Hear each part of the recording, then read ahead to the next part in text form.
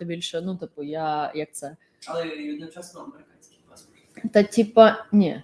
Ти не хочеш? Я не знаю, що я хочу вже. Типа, я грінку, але, типу, громадянство, ну, типу, грінку, ну, тобто, але, типу, громадянство американське не знаю, що я хочу. Типу, I'm Ти можеш very... повністю перебувати на грін-карті довгий час. Окей. Просто, Думаю, типу, я не маю що права 10 років голосувати. щось, я думав. Ні, там можна оновлювати. Окей. Просто, типу, ну, це як його, не буде права голосувати. О. Що, в принципі, я би хотіла, тому що, типу, ну, але як просто, якби тут така штука, типу, я не віддам своє українське громадянство. Отак. Hi. Hi, sorry guys, I was just talking to Vasil because Ukraine doesn't allow dual citizenship, and so we were talking about whether I would give up my Ukrainian, because Ukraine doesn't allow dual. So we were talking about whether I would give up my Ukrainian citizenship for an American citizenship, and I was just saying that I wouldn't.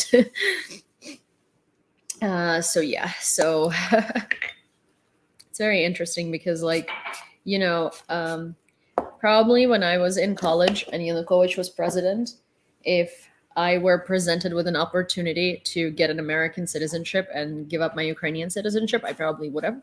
And I'm very happy that I was not presented with that opportunity because as an adult now, I don't want to give up my Ukrainian citizenship for anything.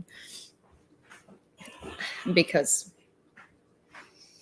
I'm very proud of my citizenship and I am a Ukrainian and I don't want to give it up for anything. Ні, не те, щоб я маю. Просто якби в мене було можливість взяти американське громадянство, то Україна не дозволяє подвійне громадянство. І, типу, я мала б вибирати між українським і американським, але я би не віддала українське. Sorry, I was just responding in Ukrainian as well to someone. Okay, hi Taz, hi Julie, hi Carolyn, hi Crazy Cat, hi April, hi Gap, hi Luann. Oh, I'm so sorry about your back pain. I hope you're okay. Yes, Cindy's feeling better today. She scared me yesterday. Hi, Carlos. Hi, Grumpy. Heroyam Slava. Hi, Kevin. Hi, Peter. Hi, Lauren. Hi, Sophia. Hi, Lady Bubbly. Hi, Scooter. So someone's asking, Kevin's asking, as a citizen of the US, whether you can get a Ukrainian citizenship. Technically, up until this year, you would have to give up your US citizenship to gain a Ukrainian citizenship.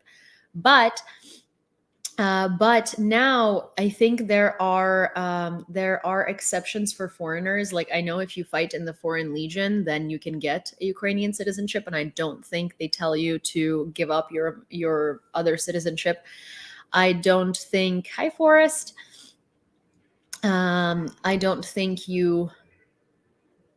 think, like, here's the thing. Technically, in Ukraine, dual citizenship is illegal, but there is no procedure of stripping you of your citizenship if you gain a different citizenship.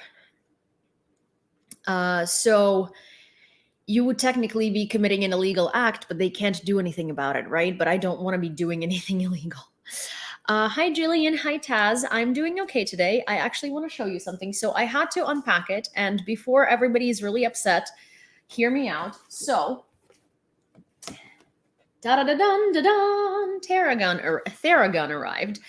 The thing is, I had to unpack it because, well, first, I wanted to check that everything's okay and it works. And second, I can't ship it in this massive box that it arrived in because that's going to be like hundreds and hundreds of dollars. I'm trying to ship it with someone who's going to Ukraine, so it would get there to Torque faster. If I can't find anybody in the span of the next couple of days, then I'm going to go ahead and ship it to Poland, and they're going to ship it to Ukraine. Hi, Kayla.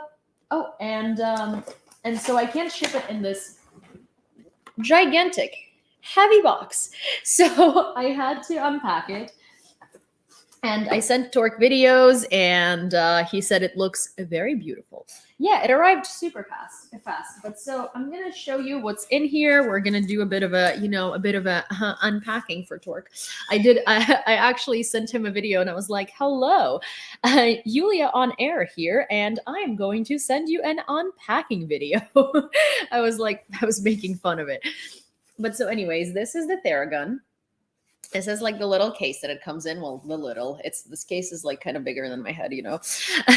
But so it has all sorts of things here. It has this super bougie charging block that says Theragun on it, okay? Because you can't have a non-bougie charging block for a bougie things. So this is like the little cable that it came with. I mean, we're literally doing an unpacking. I'm sorry, struggle through this with me. There is basically the warranty, some like, you know, some how to use it. There is I think like a coupon for something. Yeah. Quiet force solution. Anyways, so I'm gonna put this back because it belongs back in the box. Yeah, this came so fast. I'm surprised, but that's cool. But so anyways, I'm gonna put this back in where it belongs. I'm going to zip this, and then I'm gonna show you. I'm gonna show you. So it has this like little thingy with all of the attachments in it, and they're just kind of like living in here. They have their own little, you know, places to live. For those of you who don't know,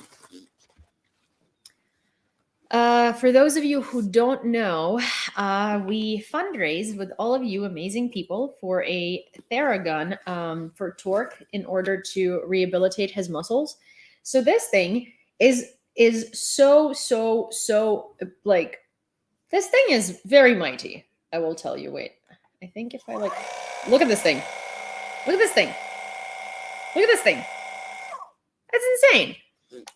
But so anyways, it has all of these different speeds. It has all of these like different functions. There is an app that you connect it to. I'm gonna leave it to him to figure it out. Personally, I'm terrified of this thing, but it is incredibly useful, and it is going to be a great help in his recovery. So I'm just going to pack it back up, and I'm going to put it in its respective box so it can live where it did. But it's super mighty. It's very strong. It looks like it's going to be an incredible thing in aiding his recovery. It says, Earth's wellness is our wellness. Your order helped reduce our plastic consumption by 85%. Therabody, welcome to the family. But so yeah, is get a workout from just holding the thing, probably. Yeah, I mean, it honestly feels like a workout just holding that thing because it's like so powerful. It's very weird. I picked it up and I was like, whoa, this is mighty. This is a mighty little thing. You know, I messaged him and I was like, well, Torque, you know, this isn't gonna this feels like it's probably just as heavy as a real gun, you know, so you don't forget how to use one. Anyways, so Man the Bear, it's for Torque. He's a Azovstal defender who is currently in recovery for his injuries that he sustained on the battlefield. Do you have an adapter for Ukrainian outlets yet for Torque? You can get that in Ukraine, no problem. So I'm sure that'll be figured out in a matter of seconds. Also, it's USB, so he can just plug it into any adapter, you know? So yeah, all that mighty power in your hands. Yeah. Another thing is, I would like to let you know that Aiden Aslan's interview is up on YouTube now, and I'm going to play you a little bit of it before we dive into the news, so you can see a little bit of what it is about. It's part 1 out of most likely 2. I had a very hard time figuring out what to cut out of the interview and what to keep because, well, you know, it was just so good that it was kind of like hard to figure out. But it was just, it's, you know, 2.5 hours long, so I had to make the cut for some parts to make it 2 45-minute parts. And so I am going to recommend I'm going to play you a little bit of this interview so you guys can see what it's about. I will play it for those who didn't see. I'm glad that Taz is like so on point with Herojem Slava, being fast with this. Yes, it's a beautiful facial expression that I got stuck in here. Flip camera, let's do it. Evidently, there are Nazis in Ukraine. Evidently, we hire mercenaries to fight our battles. Evidently. You've heard it all. Do you remember this guy? His name is Aiden Aslan, and up until the 2022 full-scale invasion, he was very well known online as Kozak Gundy, a British national serving in the 36th Separate Marine Brigade of the Ukrainian Armed Forces, who was showing the Western world exactly what it's like to live in a Ukrainian trench. The thing people need to consider is that Ukraine's been in a state of war for roughly 8 years now. But since 2022, he's much better known as the mercenary, put on a kangaroo trial and sentenced to death in the DPR by the Russian forces. I had the honor and the absolute pleasure of having a chat with Aiden in which we discussed so many incredible things, including the fact that Aiden himself used to believe in Russian propaganda. Yeah, can you imagine that? A Ukrainian Marine? He'll tell you all about it. And he'll also tell you how he ended up being a Ukrainian Marine and much more. And then in the next episode, we're going to hear a lot more about his journey through Mariupol and Russian captivity. So if you don't want to miss, like this channel, subscribe, and turn on all of your notifications so you can know exactly when a new video comes out. Without further ado, Aiden. I wanted to start with this is, I know that you've served in Ukraine since 2017, right? 2018, back in October is like when I officially signed my contract. Obviously, one of the biggest things that Russians were doing, particularly to you, was that you were a mercenary who was paid to like help the Ukrainian army, and that was the whole like shindig of them putting you on this kangaroo trial. And how did you end up serving in Ukraine, and what did you do? Like you were in the military before this, obviously. So what did you do beforehand? Previously, back in like 2015, I was never like in the British military. So like back in 2014, like ISIS like started making their appearance, like well known, and like committing all the atrocities. And then basically I got frustrated with the fact that the Western like world like didn't really do anything to like stop ISIS from like reclaiming all this territory that we'd spent like the past 20 years like in Iraq, well the past like 12 years at that time, like in Iraq, basically all for nothing. And then they expanded and like they went to the mountain of Sinjar and Shangal, where they started committing like mass atrocities against the Yazidi people, like mass murder, just because of their religion and like whatever like your beliefs were. Like if it wasn't with them, then you'd be killed or like sold into slavery, basically. So I was like very frustrated with the way nothing was really done to like help combat like the threat that ISIS posed and the atrocities that they were doing. So I finally just decided like I'd had enough of it, and like instead of like sitting at home and complaining about everything, I'm gonna like go out and do something. Also saw that they took like Western volunteers, so I decided I was going to go out there, like do what I intended to do, like do whatever I can to like help the Kurdish people like defend themselves, and also help the Syrian people and whatnot to defend themselves against the ISIS threat. And then fast forward to like 2017, I'd been there like on 2 like deployments. Well, I was actually there, and then Crimea happened, and then I started like I started changing. I was I followed a lot in 2 like deployments. Well, I call them deployments. It's just like I've been there 2 times and spent like in total maybe a year and a half like in total like on both trips like altogether.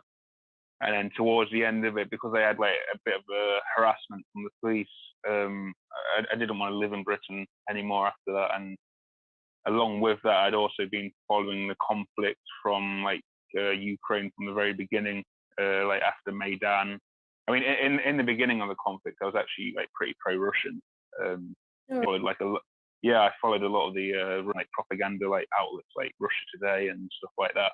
And it wasn't till because when Maidan happened, I was like following like all the Russian Today, like it's Nazis taking over and all this. I never really paid attention to like the other stuff that was like coming out like from people who were actually there.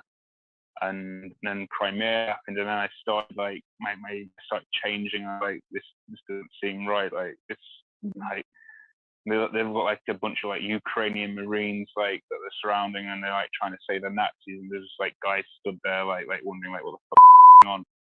Yeah. And then I started like this ain't right, and then I started doing more research, and I was like, hang on a minute, like Russia's the bad guy here.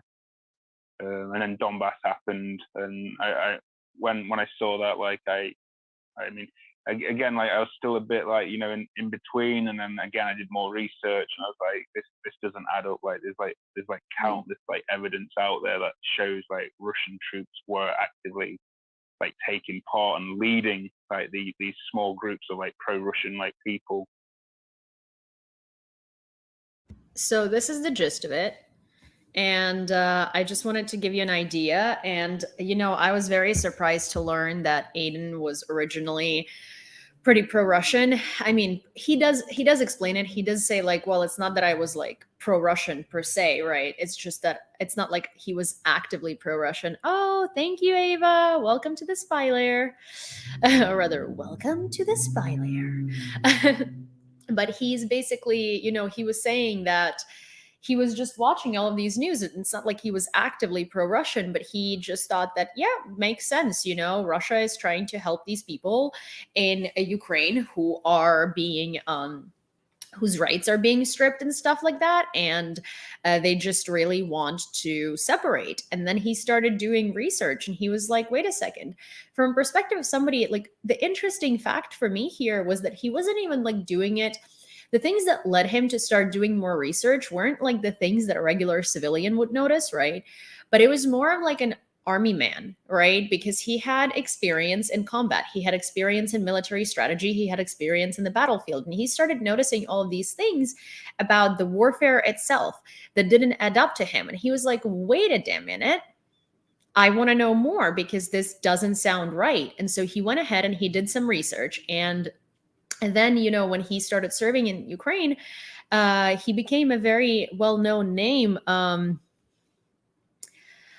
He became a pretty well-known name in Western households, basically. And he was like a beam of light into what was actually happening on the ground in Ukraine. And I honestly really appreciate his perspective. And I really appreciate that he took up a camera and he was not only fighting for Ukraine, but he was also on the battlefield, but he was also fighting for Ukraine in the information sphere. Because as somebody who is a Westerner and as somebody who had been subject to Russian propaganda before and had believed it, I feel like he had a very good grasp on how to address this situation and explain to the combined West why they have a very wrong idea of what's happening, because he has been through it himself, and who better than that to explain what really is going on and show it, right? Hi, Mariana. So I really admire him for what he did, and I'm really grateful to him. And another thing that actually he just announced today, that he has created his new YouTube channel, and he is now going to be well, you'll find out what he's going to do either from his Twitter or from the end of the video, because they give you a bit of a glimpse in into what Aiden is going to be doing with his team, because he's starting a new chapter in his life now. And he's still going to be working in Ukraine, and he's still going to be working for a good cause in Ukraine, but just not on the battlefield, because his contract with the Ukrainian Marines ended on October 4th, his 3-year contract, and he's due to receive his Ukrainian citizenship. Woo! Now he's eligible to get it. Привіт, Nazar. Привіт. So yeah. So, with that said, let's dive into the news from today. One of the very interesting things that I found out, according to a bunch of different think tanks and a bunch of different researchers,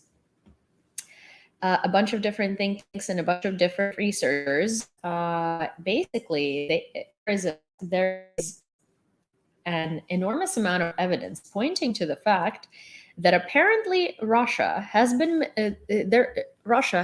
a group of shadow editors has a group of shadow editors that participated in editing Wikipedia pages to aid the Russian invasion and to aid Russian propaganda storylines. And they were doing it so much so that it wouldn't be so prominent and it wouldn't be so obvious, but it would have a slight Russian leaning angle. And before I continue with that, one of the things that I wanted to point out when I applied for monetization on YouTube, and I got denied because I talk about controversial subjects.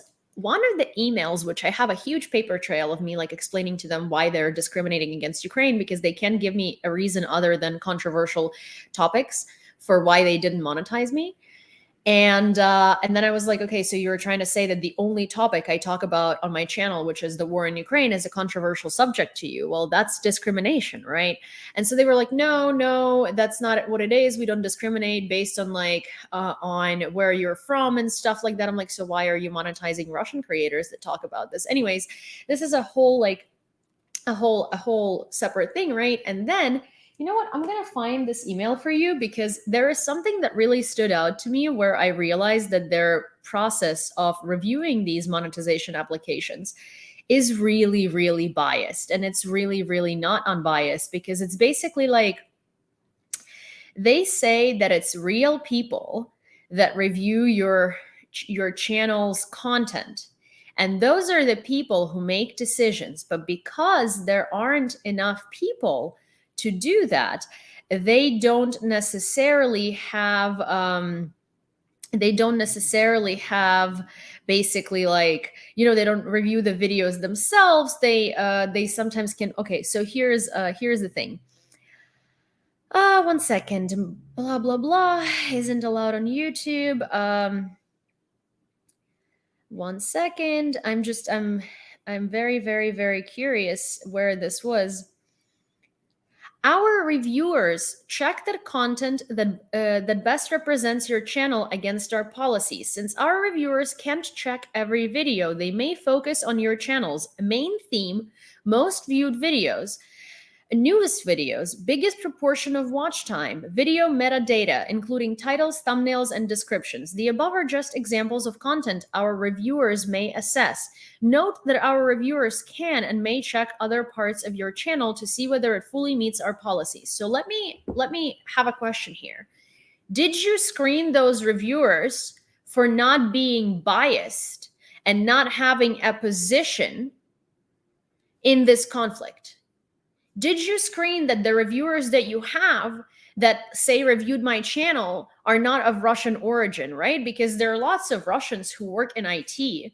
So who is to say that they don't work on the YouTube review team? Who's to say that the person who was reviewing my channel or multiple people don't think that Ukraine is Nazis and Russia is coming here to save Ukrainian people? Who's to say that if they didn't watch my videos, right, and they look at my handles and they look at all of this stuff and they're pro-Russian, then they would say that they would try to ban this channel. The thing is, when you're reviewing a creator as a platform that talks about the war in Ukraine, you need to truly make sure that the people who are reviewing these channels are really unbiased, because this is not asking your random, it needs to be like jury duty, because it's not like you're asking a random,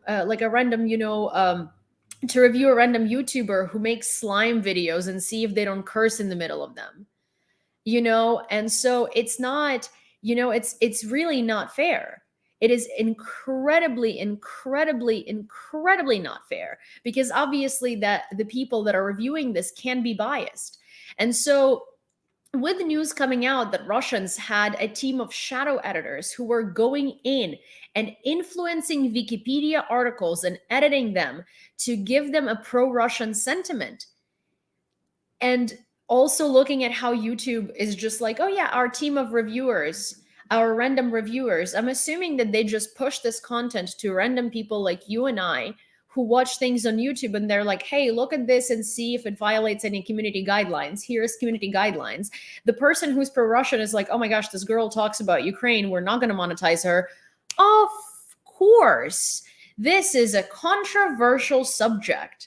The fact that they decided to not monetize me based on the controversial subject, already tells me that whoever reviewed this is pro-Russian. Because anybody who would be unbiased in this in this context would not have named it a controversial subject. And that's why, like, I really am going to fight this fight with YouTube, not because, like, I want monetization so bad that I want to fight with them. Like, if they told me that they declined my monetization, I don't know, because my numbers are low, my engagement is not good, like I say something that's like profanities or something like that, sure, okay, I get it. Okay, that's your choice. But telling me that you're not going to give me monetization because I talk about controversial issues, and then denying that you discriminate against Ukraine because this is the only thing I talk about on my channel and it is not a controversial issue, it is a war in which people are dying, like, oh no, I'm going to go after this and I'm going to see to it that someone reviews this, because this deserves justice. This deserves justice, and this cannot be silenced. So I'm going to explore all the avenues in which I can talk about this, and explore all the avenues. And I'm going to get a team of creators who have experienced the same situations, and we're going to start talking about it loud and clear, because we keep talking about it on like TikTok. We keep talking about it on platforms that are like, you know, those same platforms that silence us. This is not going to go anywhere. Like, we need to talk about it on news. Like, you know, big news organizations like United 24 should pick this up, you know, like Ukrainian government should pick this up. This should be discussed, and this should be highly discussed. Because here is the pattern that I noticed. So Ukraine has its own, finally has its own YouTube office and its own TikTok office. So the people who review content for creators that are registered in Ukraine are people from the Ukrainian office. Obviously, they're not going to discriminate. So those creators are monetized. But in America, most creators that talk about Ukraine are not monetized because it's a controversial subject. And I'm assuming it's because the reviewers are biased. So there is a lot, and the Ukrainian government probably isn't doing anything about it because, again, in Ukraine, this problem doesn't exist. So yeah, this is the whole spiel that I had on that accord, and I really do want to read you this part about Wikipedia being manipulated, because to me that was, I mean, you know, I keep talking about it. I was talking about it earlier when I was saying, when you go on Wikipedia or when you go on Google and you look up certain articles, remember in the beginning of the invasion, I was saying, hey, every time I look something up about Ukraine, it's always Russian articles. It's always a Russian point of view. And it's also always like, even if I look stuff up in Ukrainian, Google pushes me Russian articles. And it's like, Russia doesn't have a letter ye. Russia doesn't have a letter yeah. They don't have the same letters as us. Why is it showing me Russian articles, and why is it showing me like Russian information if I'm clearly Googling it in a different language? Like, WTF, you know? And so, and I was bringing it up as a big issue. And I was like, oh my God, there's something going on. Because first of all, when I look it up in English, I get Russian sources. When I look it up in English, I also get a Russian point of view. I can't find anything coming out of Ukraine. And it was such a huge issue. And so here it is. The experts revealed the activities of a group of shadow editors of Wikipedia. They manipulated information to promote Kremlin propaganda about Russia's war against Ukraine. The study was conducted by two UK think tanks, the Institute for Strategic Dialogue and the Center for Social Media Analysis. Former employees made subtle corrections to materials related to Russian aggression. They tried to manipulate information and at least slightly incline it towards the Russian Federation. So here we have it. And this is how Russians do it with all social media. And it's like, it's so insanely difficult to spot too, because they do it so subtly. You know, I was talking to someone last week who was telling me they basically, you know, they participate in debunking of Russian propaganda.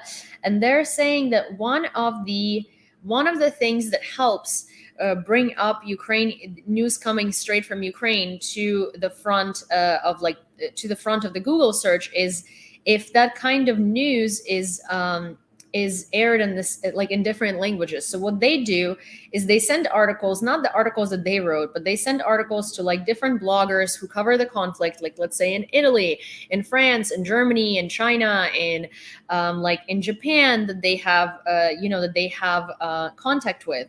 And those bloggers then post about this, and then a lot of people from in different languages start posting about that same thing, and so Google starts putting it up to the trend. But what Russia does is exactly the same thing, and Russia has so many people. Like, one of their biggest strengths is the size of their population. They can just employ trolls upon trolls upon trolls. And so what these troll factories also do is that when Russian articles come out about what's happening, right, they make those trolls, they have them like everywhere. They have them in African countries, they have them in Europe, they have them stationed everywhere. And those people are registered under different domains in different countries, right? And so they start writing about those articles and reposting them and retweeting them and whatever in different countries. And so then when, like, let's say there is like 3 million people in Ukraine who reposted about Russia mining the Kakhovka HPP, right? And then there is like 15 million Russians in different places in the world posting about Kakhovka HPP and how Ukraine is sabotaging it, right? So those 5 million people are going to write about the same subject, and they're going to put a Russian spin and Russian perspective on it. So when you look it up in Google, that spin and that perspective is going to come out first. So that's how Russia has been manipulating the informational space, and that's how Russia has been so successful in manipulating the information space. So yeah. So that's been fascinating, and the fact that they've gone so far and so deep, and big social media networks, at least like Google, like YouTube, hi Norm, are not doing anything about it is crazy to me, because again, like, YouTube is not just YouTube, it's Google. Like, you see the patterns of how things work. How are you not worried about your security? At this point, it's not even the issue of like Ukrainian creators being upset and the issue of discrimination and the issue of your algorithms being screwed, right? It's the issue of your own security, because if Russians can so easily manipulate such a big search engine as Google, both on YouTube and within the search engine itself, that is an issue. And that is an issue of like security breach. And the fact that Google is not addressing it and just like going with it and allowing biased sources to review creators and stuff like that is beyond me, because you are letting your corporation be infiltrated by Russians. Congratulations, Google. So the next topic that I wanted to discuss today is So the next topic that I wanted to discuss today is Kakhovka hydroelectric power plant. So Kakhovka hydroelectric power plant has a dam in it, obviously, and it has a lot of water. Enough water to fully flood most of Kherson region, including Kherson city itself.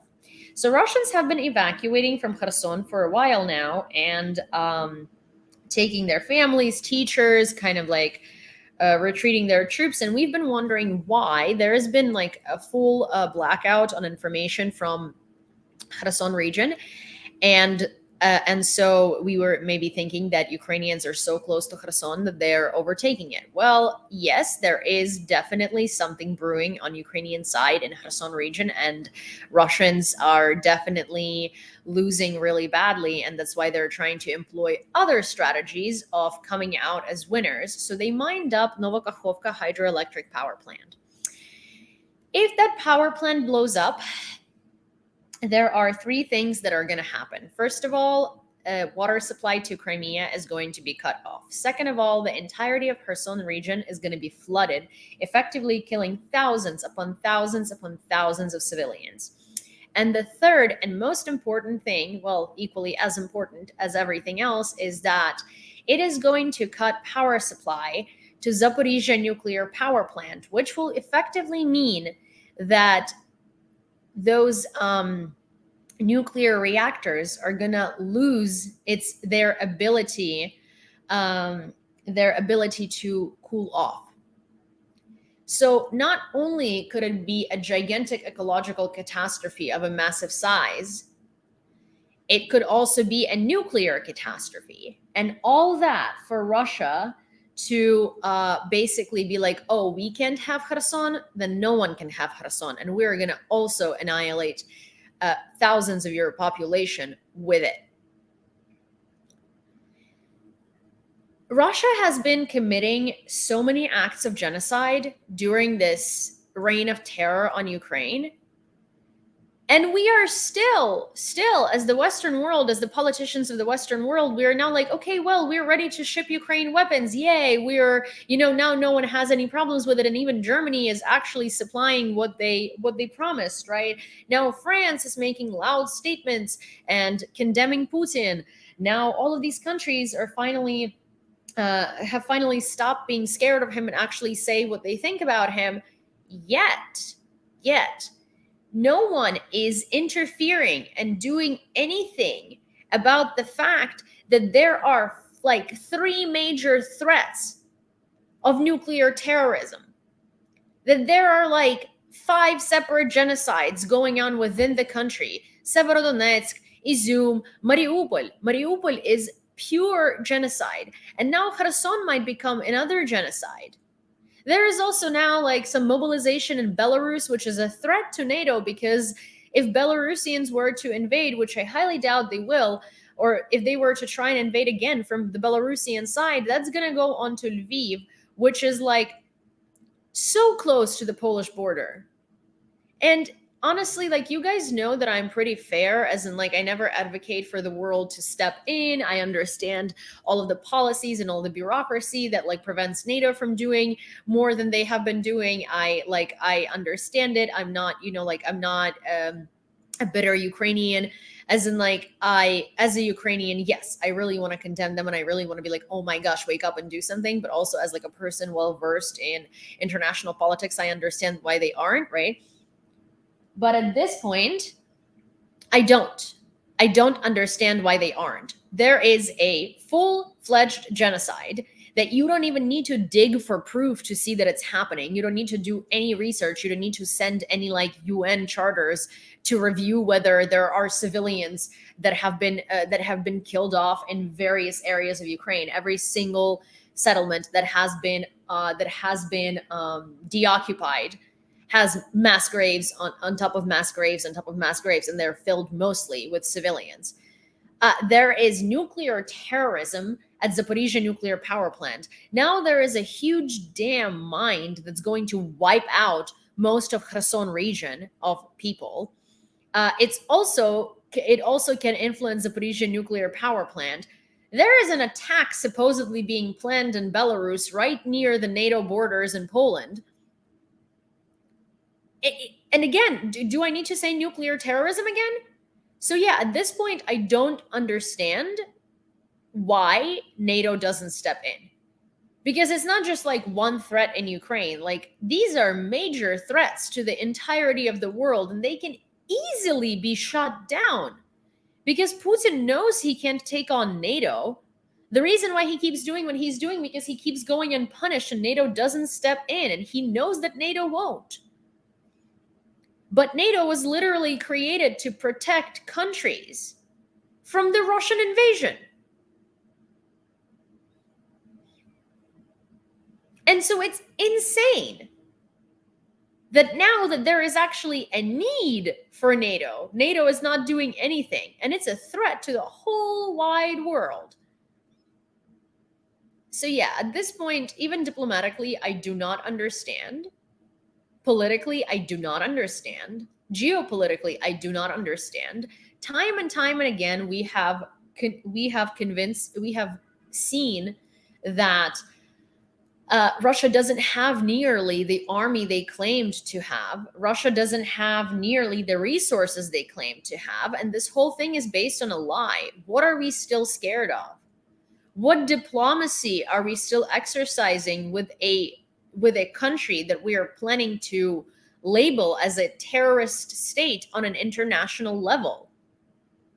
Why are we being diplomatic and trying to continue the road of diplomacy with a country that we are quite literally about to label as a terrorist state? That's something that diplomatically isn't coming into, like, isn't settling in my head. So again, let me like reiterate this. There is a push to label Russia as a terrorist state, and it looks like it's going to happen. Everybody understands that the reason why that's happening is because negotiations with Russia are impossible. And we're still choosing the route of diplomacy. So let me get it straight. You can't use diplomacy with a terrorist, right? And we're trying to label them as a terrorist state. And so then we're still trying to use diplomacy against it. I genuinely, I don't understand. It's an oxymoron that makes no diplomatic sense. And don't get me wrong, I'm not throwing these words. I know there is a lot of like, I know there is a huge like Twitter move and hashtag like Russia is a terrorist state. Oh, like you can negotiate with terrorists, right? I'm not saying this in vain. I'm saying this politically. Politically, nobody chooses a route of diplomacy with a country they're pushing to recognize as a terrorist country. Also, to the point of nukes, I want to show you a video that I came across the other day that kind of explained why being scared of Russian nukes is kind of counterproductive and ridiculous for a multitude of different reasons. And so I want to find that video and I want to play it to you because I thought it explained everything very well, and I thought that everybody should see this. Here.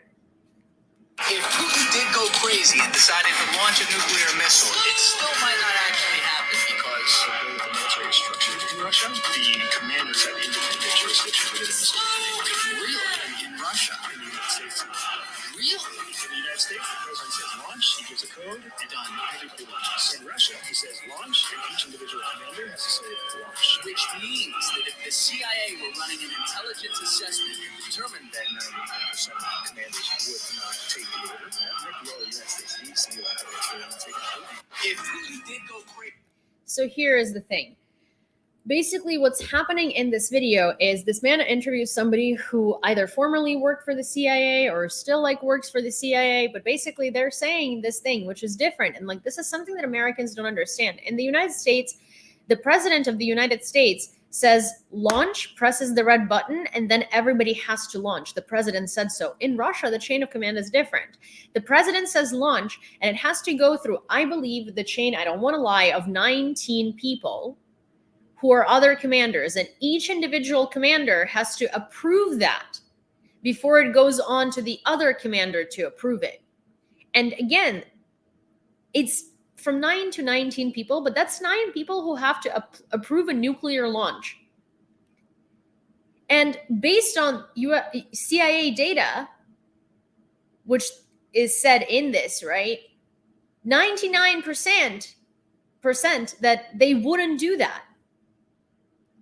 9 people, at least in the chain of command, who have the ability to not approve a nuclear launch. It's like, I've noticed that in America, we tend to see the world from the American perspective. Just because it happens like this here, it happens like this everywhere. So Americans are like, oh my God, he's going to press the red button. We're going to have a nuclear attack. But that's not how it works. It doesn't work that way everywhere in the world. So no, Putin presses the red button and then it has to go through like so many other channels of approval. And you know, like these people are not crazy. Like they're Russians, they're lying, they have a lot going on there, but I doubt they want to die because one man decided that he wants to nuke something. Those people understand that there is going to be an answer. They understand that launching a nuclear attack is like signing themselves a death warrant. So it's like, it's so funny to me anytime like Elon Musk or someone else is using the rhetoric of like nuclear war. What nuclear war? First of all, the United States, even if Russia launched a nuke on the territory of Ukraine, the United States would annihilate all of the army of Russia, but they would not immediately launch a nuke back. Like, that's not how it works. That is not how it works. I think first and foremost, the United States probably would have enough intelligence and enough ability to like take out Putin and like assassinate him. I would think that would be the immediate response, because that would create enough discourse for whoever, for Russian commanders and Russian people in charge to like try to figure things out and forget about the nukes, you know? Like there's so many different ways of like if they launched a tactical nuke. There's so many different ways of dispersing this, you know? Also, again, Putin is an imperialistic narcissist. He understands that if he launches a large scale nuclear attack, he's donezo. He's donezo, Russia's donezo, the world is donezo. A narcissistic imperialist is not going to want to die. He's not going to want to see his empire destroyed. The whole freaking point is that he keeps trying to create this illusion of power still with these desperate actions, like, you know, trying to flood Kherson or mine the dam or stuff like that. This is not a man who's about to like launch himself on like a, you know, self-annihilating mission. That's not how narcissists work. And it's like, it's insane to me that I understand that like Elon Musk talks out of his, you know, rear end and doesn't really think about what he's saying. He's just like an eccentric billionaire who likes to cause drama and manipulate Tesla stocks. But at the same time, like he's showing such an incredible level of like ignorance with that statement, because it really shows that he doesn't understand how any of these processes work. And then millions and millions and millions of people listen to him because he's a billionaire. So he must be smart. He must know what's happening. It's like, okay, sure, he is a very good businessman. He is a brilliant businessman. I'll give him that. The man can sell contact lenses to somebody who's blind. And that's how his entire career was born, conceived, and how his entire career keeps going. He really knows how to manipulate the market. He really knows how to make a sale. But that doesn't make him well-versed in any of these other topics. He doesn't even necessarily need to be politically well-versed to be able to pull off his company the way that he did. He just needs to be a really good salesman and a really good marketing person, which he is. He doesn't even need to be that brilliant. Like, he doesn't need to be a brilliant inventor or really smart in the fields in which people kind of assign him that he's smart in. He literally just needs to be a brilliant salesperson and a brilliant marketing person, which is exactly what he is. That doesn't mean that I respect him. That doesn't mean that I like him. I, in fact, severely dislike him, but I'm not going to be like not objective. The man is a brilliant salesman and a brilliant marketing man. The rest? No, he's not. He's a narcissistic egomaniac who loves attention and loves drama. And attention and drama is exactly part of his marketing strategy. But unfortunately, people buy it because they believe him and believe in him. Anyways, I'm going to proceed onto the news portion of the evening. Also, I'm tired of screaming, you know, and every time I talk about issues like this, I start screaming because I'm just angry. I'm very frustrated. Very, very, very frustrated. So, okay. The manager of a restaurant in Paris escorted 2 Ukrainian women out of the establishment while glorifying Putin. At first, he shouted "Viva Putin," and later he admitted that Putin huilo. After that, the establishment's rating dropped sharply to 2.7 on Google reviews. The restaurant received over 78,000 negative reviews, most of which were written the same evening. Later, at the persistent request of another customer, the manager of that restaurant apologized for his behavior, admitted he really did not care about the Russian president, and said the famous phrase "Putin huilo." Okay, well, this man needs to be fired because he was just trying to use this against Ukrainians that he didn't like for some reason. I read about this. He said that he escorted them out because non-customers can't use the bathroom in this establishment. And they were Ukrainian refugees and they used the bathroom and they didn't order anything. So he said that they wasted his time. And so he decided to escort them out by screaming, "Viva Putin." That is so incredibly inappropriate. You might not like somebody, you might escort them out. You don't have to insult them on the way out with the name of a man who committed genocide. See, this is such a double standard because if this was right during or after World War II, and someone escorted anyone, let's say in England or in France, out of a restaurant, screaming "Viva Hitler," they would not just be asked to apologize. They would be fired and their career would be over.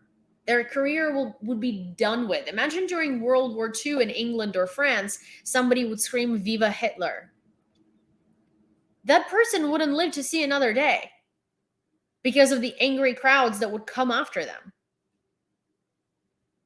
This man needs to be fired and literally never have a job again because you don't say anything like that just because you are annoyed.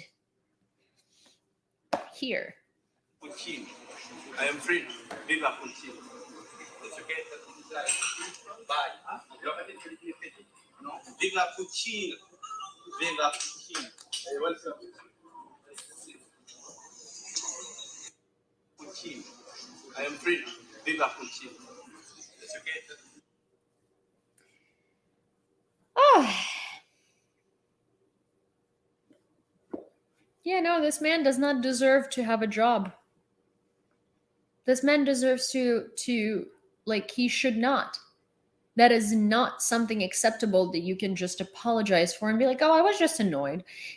I read this whole apology thing and he literally said, "Oh, I was just annoyed that they wasted my time. I actually don't support Putin." Honestly, that is even worse.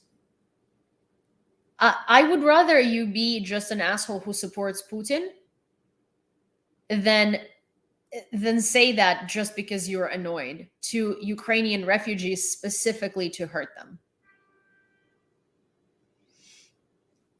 IKEA will allocate 1.7 million to support humanitarian projects in Ukraine. It includes in particular the installation of modular houses within the Re-Ukraine Housing Initiative by the Balbec Bureau, assistance to centers for internally displaced persons in different cities of Ukraine, and the Red Cross. Well, I wish they didn't collaborate with the Red Cross because the Red Cross can really pay for all of this and spend some money that they raise, and the Red Cross can just do their own thing. Olaf Scholz stated that Putin was wrong to try to blackmail Germany and Europe by cutting off gas. We are not weak. This Russia under Putin is no longer a reliable trading partner. Together, we will survive the winter. Which reminds me, actually, the Russia under Putin. So there is a Ukrainian creator, and I really don't want to put them out on blast, but I will, by accident, not by accident, but I will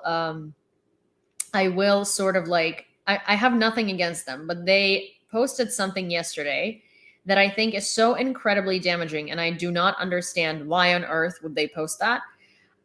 They're usually very spot on and very on point, and they're I like them.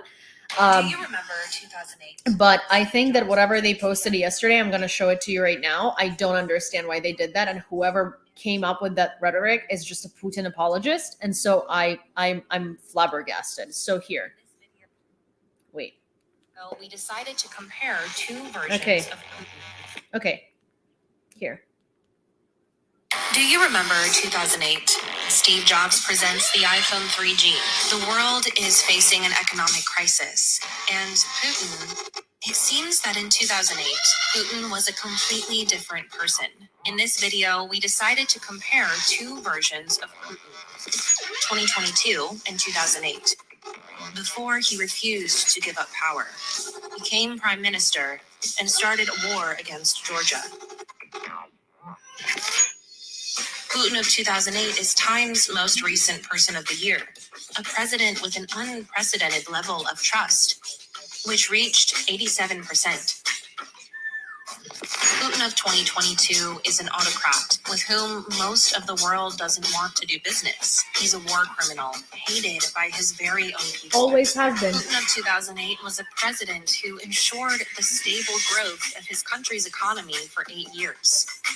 Putin of 2022 is steadily plunging his country into an abyss. Russia's GDP is only falling, and the ruble periodically plummets. The country is on the brink of the most devastating economic crisis since the USSR. Putin of 2008 was the supreme commander of the second most powerful army in the world.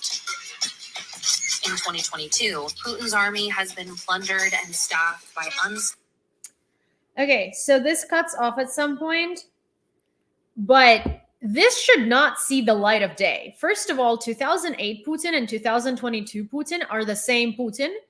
It's just that in 2008, he got away with everything still, and no one in the world dared to question it because it's a monopoly on gas and oil. Putin, when he came to power, blew up an apartment complex in Moscow in order to frame Chechens, in order to justify starting the Second Chechen War and sweeping Chechen under Russia. Again, that's Putin. Steadily grew Russian economy? Are you kidding me? Have you seen Russia? It hasn't changed since like the USSR. Because Putin wasn't growing the Russian economy, he was growing his own economy, and he was building a freaking palace. He was always an autocrat, and he never cared about the Russian economy. He was building his own economy and the oligarchs' economy. The Russian people didn't see any of it. He was building out Moscow and St. Petersburg to basically show something for that growing economy. This entire comparison to me is such a like Putin apology. It's like two different Putins. What happened to Putin that made him become this way? Something must have happened. Like, are you trying to excuse a bloodthirsty dictator? Because this has been the same. Like, nothing has changed. It's just that now we're seeing it. And now the world is finally like forced to acknowledge it. It's never been different. Supreme commander of the second greatest army in the world. The army has always been this way. And since day one, they have been selling all of their equipment and making money on it. Since day one, the army was garbage like that. Like, I remember when I was a kid and they were making like TV shows about the army. The most prevalent thing was like, you know, there were cadets and there were like the superiors, and the superiors were making the cadets brush toilets, and that was their training. It's always been a failed garbage army. It's just been presented not as such. Because of all of the military parades, this army is trained to be acting in a military parade, not on a battlefield. And in 2008, they invaded Georgia and it was a supreme army. It was not. It's just that Georgia did not have enough population to combat them. Like, Georgia is a small country and Russian army is big. And no matter how terrible it is, they just simply were so outnumbered and so outgunned. Like, Georgia is times and times smaller than Ukraine. Yeah, they invaded Georgia and also were stealing toilets and also were stealing TVs and were doing the same stuff as they're doing in Ukraine today. It was the same army. The same army.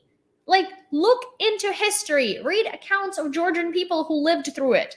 It is the same thing. They're like reviving their PTSD right now because the same stuff that happened in Bucha happened in Georgia.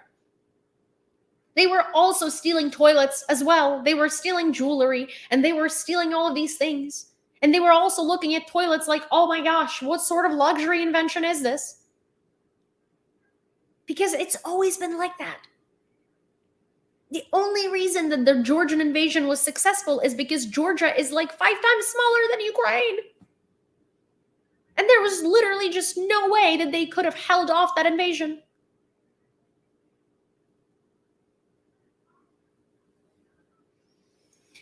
Oh. But this is such a damaging video, and I genuinely don't know. Like, I have no way of contacting Sasha. Like, I've messaged him before on Instagram, and he never responded. And I've also I've been a guest on his live a while ago, but we never really we don't. I follow him, he doesn't follow me, so I really don't know how to get in contact with him. But it's an incredibly damaging video, and Sasha has a lot of followers, and so people are going to and it says oh, important to watch, and it's like, no, it's not important to watch. Don't watch that.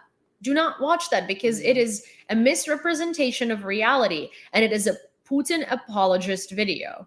And it's so his title says, what do you think? But it's so misleading. Yeah, Sasha Rahelo. But it's so misleading. I know that he didn't mean it in a bad way. His little thing says, what do you think, right? He wants to know your opinion on this. But it's so irresponsible to post that, because so many people are going to watch it, and so many people are going to repost it, and so many people are going to be like, oh, Putin was good at some point. He was an amazing person who was so good for Russia, and he was Times Person of the Year, and blah blah blah. And then what changed? Now he's so bad. No. He was always the same 2022 Putin. Always. It's just that we, as the world, collectively let him get away with it. So freaking infuriating. Bakhmut, this is what the city looks like because of Russian shelling. And also, by the way, I want to mention something. I'm not saying this against Sasha Rahelo himself, at all. He's a great guy. He's a great Ukrainian creator. I don't know him personally. But he seems very nice, and he does really his videos are informative. He does deliver good information. He is fought on the an information front from the very beginning. He's great. This is not aimed to criticize Sasha by any means. This is aimed to just break down this video and tell you, please don't watch it. I don't know how to I don't know how to approach this, and I don't know how to really I don't know how to really get to Sasha and ask him to delete it, because it's really, really so damaging. But it's not Sasha that I'm criticizing here. I'm criticizing, first of all, the person who came up with this video, and I'm asking you to please not take this seriously and read between the lines.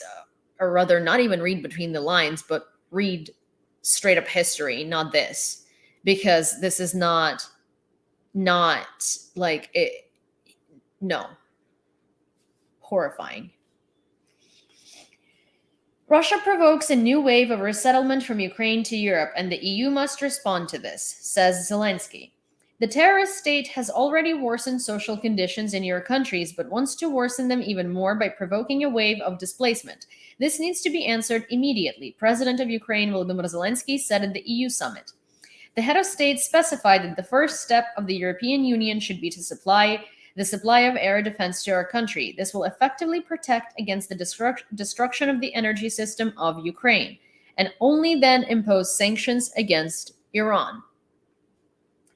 A shot from the American ATGM tow, and the Russian tank disappears. Доброго вечора, ми з України.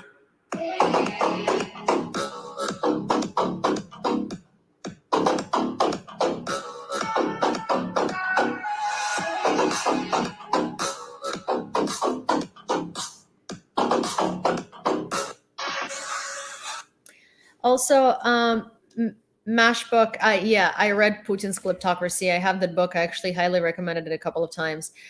But I really like that book. I actually recommend everybody to read it. It's called Putin's Kleptocracy. And then there is another book. I'll bring it out if you guys remind me at the end of this newscast. Actually, you know what? I'm going to bring it out right now. I'm going to show you the 2 books that I think everybody should read about Putin. And Armin has this quote of the day up, so I'm going to read it because you guys know I really appreciate his quotes and I really like them. Millennia ago, Publius Cyrus wrote, the coward calls himself cautious. The mister calls himself thrifty. Politicians who say that they're still pursuing diplomacy are simply cowards. That's all. I agree with that. I really agree with that because it's just what it is. And at this point in time, there is not even anything to be scared of. So it's crazy to me.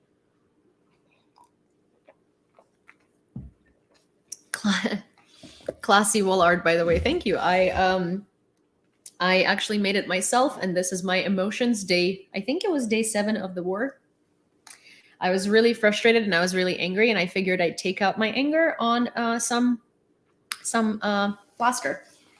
I'm gonna go grab the books to show you guys.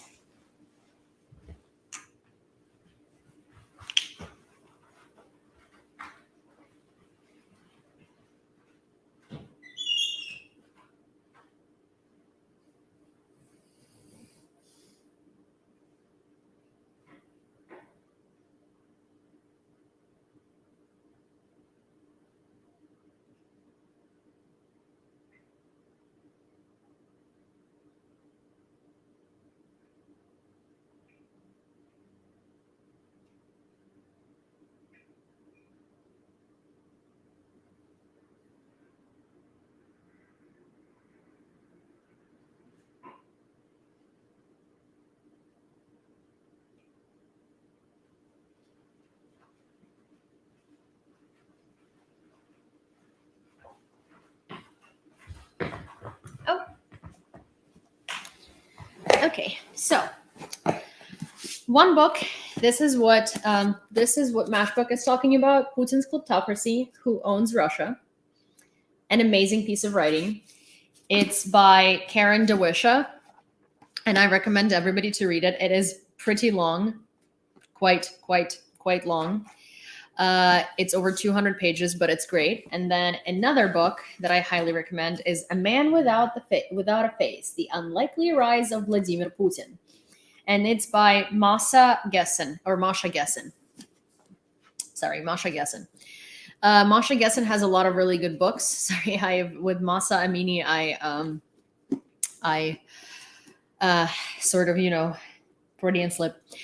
But it's by Masha Gessen, and it's a great book. So these 2 books will explain to you exactly how this terrible, terrible man came to power and all the terrible, terrible things he did to be in power. And this will leave you with no questions as to why that video is incredibly terrible. Okay. A regime of maximum energy saving has been introduced in the capital of Ukraine due to the constant shelling of the occupiers. This is how the right bank of Kyiv looks in the evening, view from one of the capital's bridges. Usually you can see it sparkling with lights.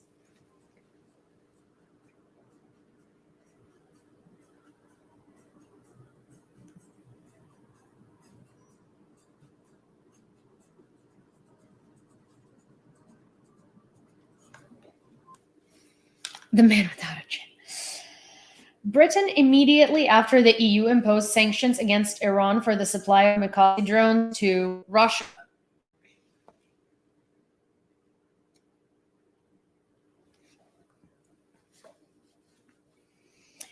Tehran is currently engaged in hostilities in Ukraine, said White House National Security Council Strategic Communications Coordinator John Kirby. The Russian military base in Crimea, with the help of Iranian personnel, piloted Iranian drones for strikes in Ukraine. The U.S. is exploring the possibility of applying new sanctions against Russia and Iran due to their military technical cooperation, Kirby said. We fight, we believe we will win.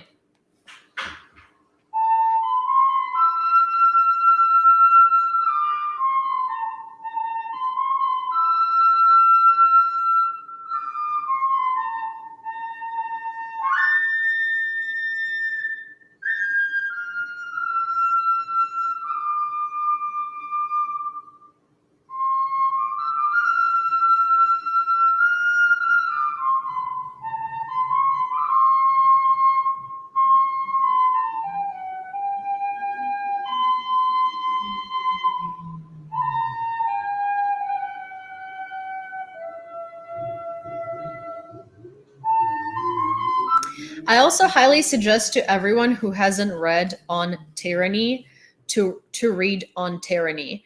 This is a very, very, very, very, very, very good book. On Tyranny is one of the best books you can read about like tyrants and dictators. Also, Masha Gessen in general has a lot of really great books. If you go through the arsenal of her writing, most of them are about tyrants and dictators, and they're fantastic. I actually want to reread On Tyranny, and I really want to get that book. I'm not going to get it right now. Bloodlands by Timothy Snyder, but I haven't read it yet. Weekend plans. So Bam here says, Yulia, I've heard good things about Bloodlands by Timothy Snyder, but I haven't read it yet. Weekend plans. Yeah, so I've heard a lot of really great things about that book too, and I really want to read it as well. So these two, rereading On Tyranny, because I read it a very long time ago, is on my to-do list, and so is Bloodlands. Timothy Snyder right now is lecturing a course in Ukrainian history at Yale, and so far so good. Seems to be like a great course, except I wish that he said it Kyiv, not Kiev. But you know, what can you expect from a Yale professor? It's not like it's not like you can hold them to a higher standard or something. Whatever. But yeah, I've heard some really great things about Bloodlands, and I really want to read it too. It's just that right now my budget includes taking care of my dog, not buying books. So there is that. Okay. Am I 24 in a separate sky lane? Oh, thank you, Jen.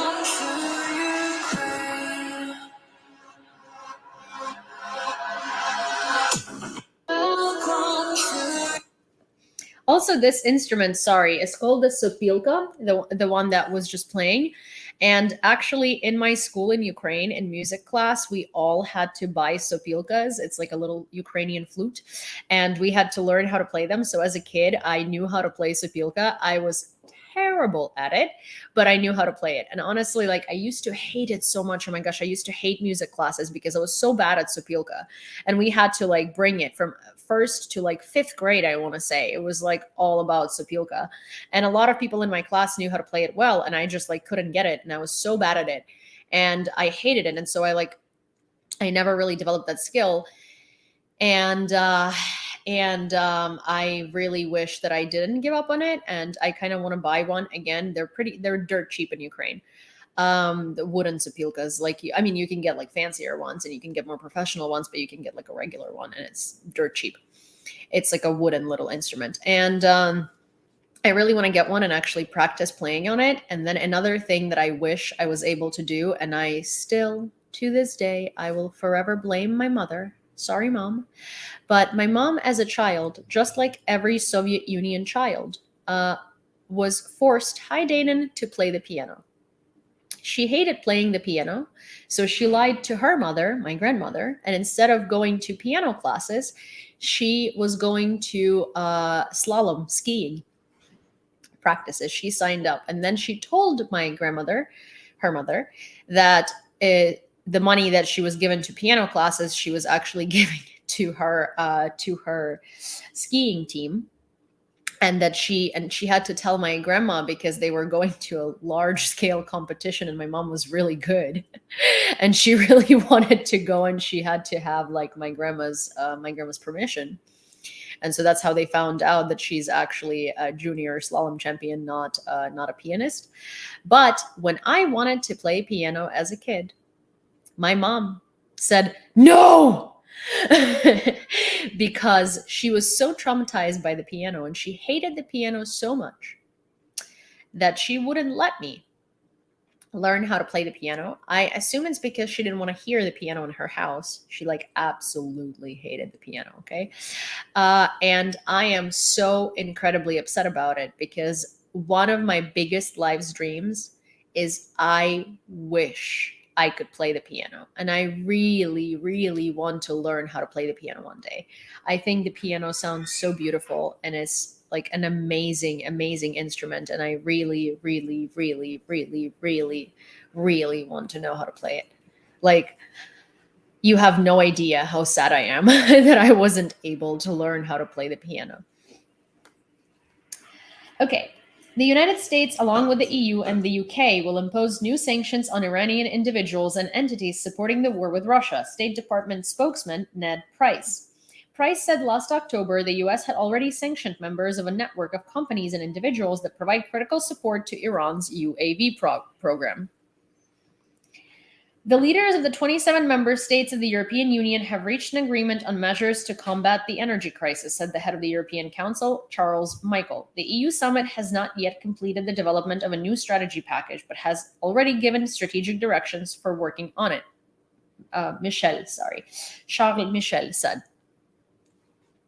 But Carlos says that he knows a piano teacher in New York if I want to learn. I do really want to learn, but I think that I need to address that question sort of when I have more time and sort of when things kind of like settle in a little bit. But yes, I will 100% take you up on that because I would love to. The Minister of Foreign Affairs of Ukraine, Dmytro Kuleba, had a telephone conversation with the head of the Israeli government, Yair Lapid. Commenting on the conversation, Lapid's press service reported the Israeli leader once again expressed his support for Ukraine and also shared his deep concern about the military ties between Russia and Iran. Thank you, Rainbow. Yeah, deep concerns. Maybe we'll do something about it. Like, I don't know, give Ukraine weapons? Russian attacks. Okay, so this is from Amnesty International, an Ukrainian source published it, and I'm just like... Russian attacks on Ukraine's energy infrastructure amount to war crimes, said Marie Struthers, Amnesty International's director for Eastern Europe and Central Asia. By attacking Ukraine's critical civilian infrastructure, the Russian army clearly intends to undermine industrial production, disrupt transport, and sow fear and despair by depriving civilians of heat, electricity, and water as the winter cold approaches. The morale of the civilian population is not a legitimate target. These attacks for the sole purpose of intimidating the civilian population are a war crime. All those responsible for ordering and carrying out these criminal attacks must be held accountable. Really? These things have been going on way before you decided to blame the Ukrainian military in setting up bases in schools, which you also still failed to show any proof for. You still have not fired Agnes Calamard or whatever her name is, I don't care to know it, the journalist. And now you care about the war crimes coming from Russia? Thank you, CyberDoc. I don't care that you condemn it. You've done more damage than you can ever reverse. And nothing that you say now is going to help Ukraine by any means because you have lost all of your credibility. And the people who followed you, who would care about what you have to say about Ukraine, don't follow you anymore. Simple as that. Head of the Office of the President of Ukraine, Andriy Yermak, in an op-ed for the Washington Post, criticized those who take a peacekeeping position regarding Russia's war against Ukraine. According to him, the original narrative, Ukraine must disappear so that Russia can calm down, was replaced by the thesis, Ukraine must surrender so that Europe can warm up. The current narrative, according to Yermak, is Ukraine must stop the liberation of territories in order to prevent another world war. This does not suit us. Ukraine is striving for peace, but our conditions are known: punishment for the crime of aggression, protection of the right to life, liberty, and security, restoration of Ukraine's territorial integrity. Oh my gosh! Thank you, Karine. Oh, I've never known that this has a sound. Thank you so much. This does not suit us. Ukraine is striving for peace, but our conditions are known: punishment for the crime of aggression, protection of the right to life, liberty, and security, restoration of Ukraine's territorial integrity, guarantees of security, and the determination of the world community to implement this program, he said. Also, here's the thing. Like, there are a lot of people who say that they have no opinion on this and they just want peace because they're apolitical. We've obviously heard this statement so many times, but yesterday before going to bed, I kind of I thought about it a little further, and here is what I want you to say to every single person, whoever says they're apolitical, who lives in a democracy. So you want to say that you don't care about politics because an average citizen shouldn't be involved in politics? It's up to the politicians to figure it out, right? Because you know nothing about politics. So here's my question. So you, being so apolitical, but pro-democracy and pro-peace and pro all of these things, how do you see If everybody is apolitical because an average regular citizen doesn't know about anything about politics, how do we elect these politicians to represent our needs and choices? How? Because if everybody is apolitical and everybody doesn't know anything in politics and we should leave it up to the politicians, who is going to elect those politicians that we leave it up to? Because if we don't elect them, who's to say that these politicians are actually representing our interests? And we are then that way leaving it in the hands of those people without actually understanding what those people even do with the politics. By that, literally installing a dictatorship regime. Because if the people do not participate in politics in a democracy, then it is not a democracy at all. You can't be apolitical and want to live in a democracy. That is an oxymoron. That is an oxymoron. And you are probably the latter of the two things that comprise that word. I just don't want to, say that because guidelines. But yeah, oxymoron, take away the oxy and that you will know who that person is. Because again, if you're apolitical and everybody is, and we don't elect leaders that represent us, then how are we expecting democratic processes if we don't understand anything in politics and we don't know what these leaders even represent? Idiocy. The invaders imitate the capture of Bakhmut to look like winners in at least one direction, says Institute for the Study of War. Russian forces are likely falsifying claims of an offensive in the Bakhmut region to portray themselves as winners in at least one sector amid continued losses in northeastern and southern Ukraine. In anticipation of the imminent offensive of Ukraine, the occupiers create conditions for the withdrawal of the military from the western bank of the Dnipro River. According to Institute for the Study of War, the Russians are deliberately withdrawing large numbers of personnel and equipment from the west coast. Russian forces have likely learned, at least in part, from their failures during the panicked Russian retreat from the Kharkiv region in the face of the Ukrainian counteroffensive. From a military point of view, it would be easier to withdraw people and equipment in good condition in order to avoid another crushing defeat. Such a rout in Kherson could have squeezed Russian forces and equipment on the western bank of the Dnipro, the analysts added. Also, I want to show you this kind of palate cleansing, as I like to say, thank you, Todd, video about Ukrainian female defenders. So give me 1 second. I will send it to myself over here, and I will put you on here as well. I'm apolitical. I'm apolitical is like literally the stupidest thing I've ever heard in my life. I'm apolitical. I don't care what happens to me or what happens to my country. I don't even want to bother as much to understand who I'm voting for and who the politicians are on the table that I can elect from. I'm just like apolitical. I'm such a pacifist. Like, I just want everybody to be happy.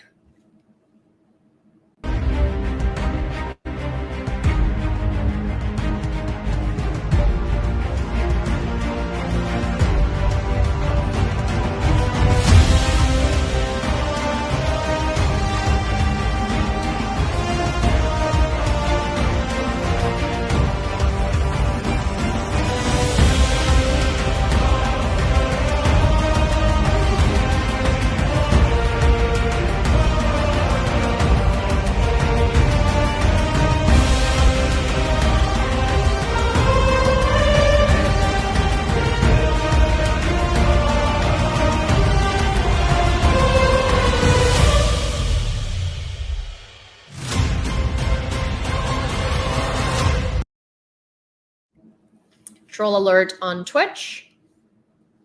There is that person, Kevin nie spit, which means Kevin doesn't sleep. And they're saying, thanks for speaking about that, ? because that's really important for Ukrainians, or because that really matters for Ukrainians. I'm assuming this is sarcasm, and I'm assuming this is a troll because, well, I didn't ask you what matters for Ukrainians because I am Ukrainians. I am a Ukrainian, and it matters to me. So if you're not a Ukrainian, you have no say in what matters to Ukrainians and what we choose to speak and not speak about. I'm also an individual person with a lot more to me than just being Ukrainian. So I can choose. Okay.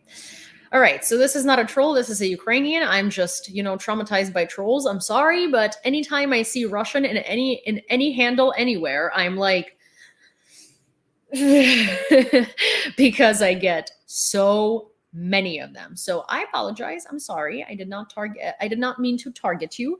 But what I do want to say, what I do want to say is that I do get a lot of stuff like that, and especially men who tell me to stay in my lane because I'm a woman, and then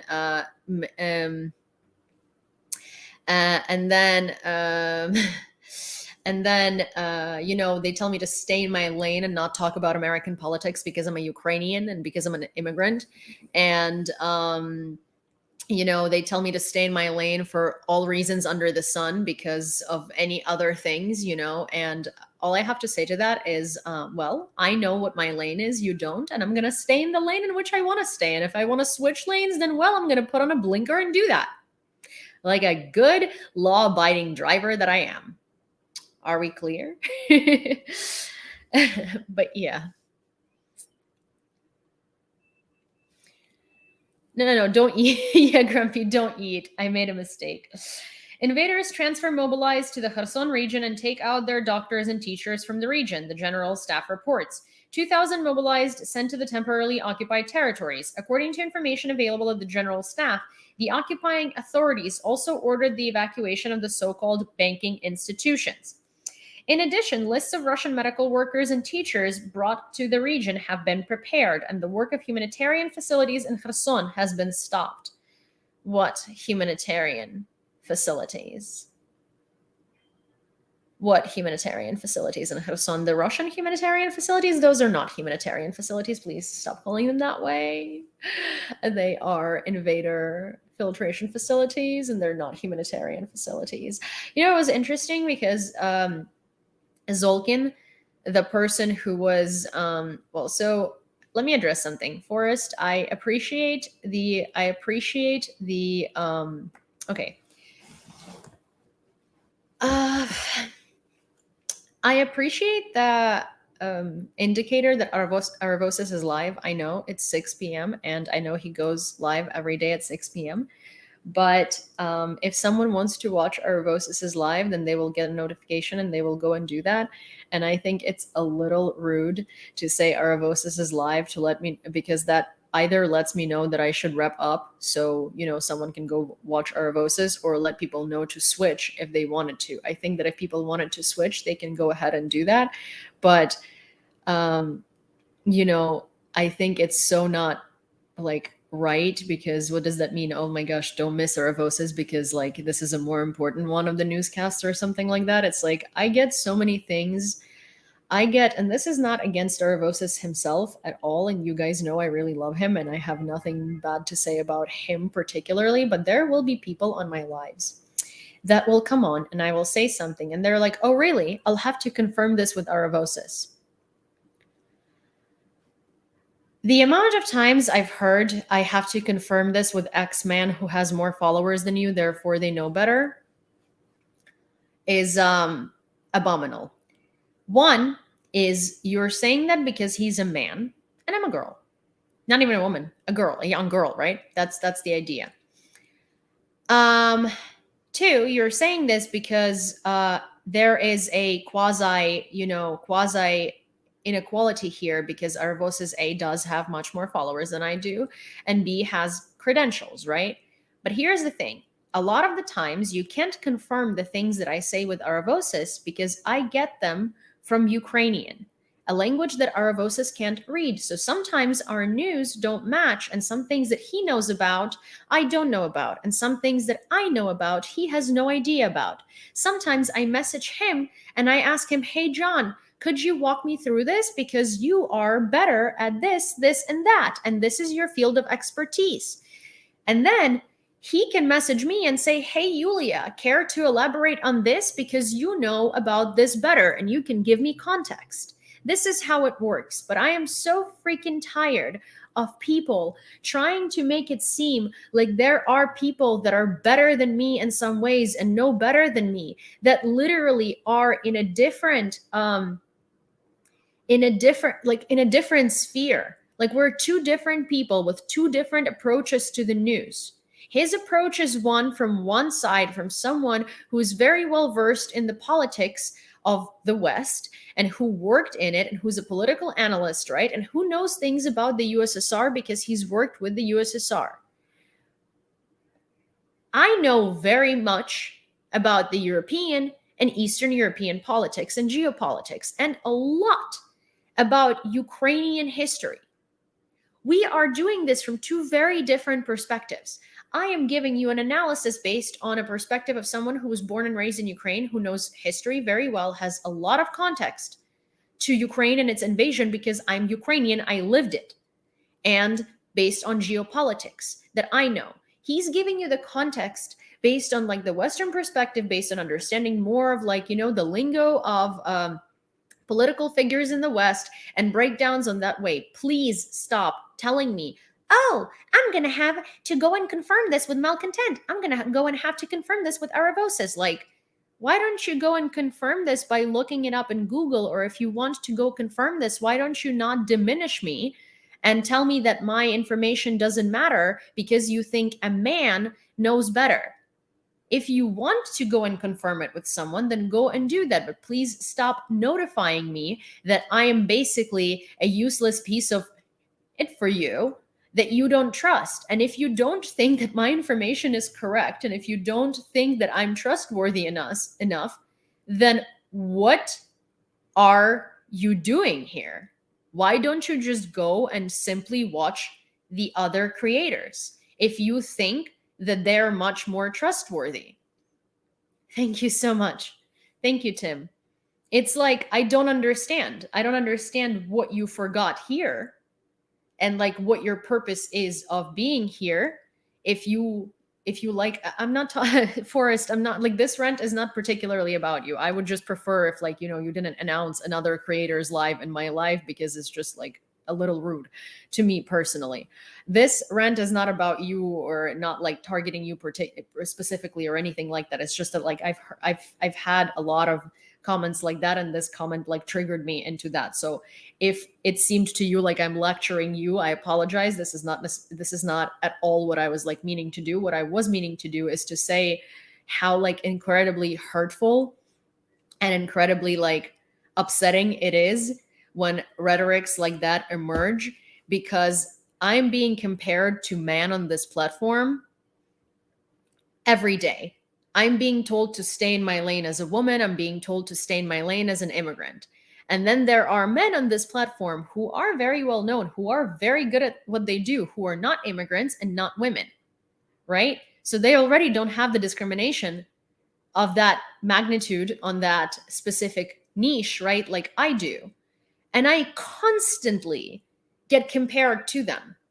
And I constantly get the, oh, like, really? That's an interesting piece of news. I'm going to ask like Malcontent on his live, or I'm going to ask Aravosis on his live. And it's like, I love both of them. They're both my really good friends, and you should watch their lives, and you should follow through with them. They're great. Their news are great, but stop doubting me in favor of them just because they're men and not immigrants. Like, it is so incredibly hurtful and discriminatory. If you need to check my information and verify it with someone else, especially when I'm telling you information that comes straight from Ukraine, that is in Ukrainian, that neither one of these two men probably can read or acquire, because unfortunately they don't have the language capabilities, right? And you need to confirm it with them, then why are you watching me? Like, why? You know, if you can't take my information and just like confirm it with, I don't know, Google or something, and you have to diminish me in favor of another person on this platform, then don't watch me. Simple as that. because it's rude and it's diminishing and it's patronizing and it's gross. Again, very different things. Erevosis has plenty of information that I don't have.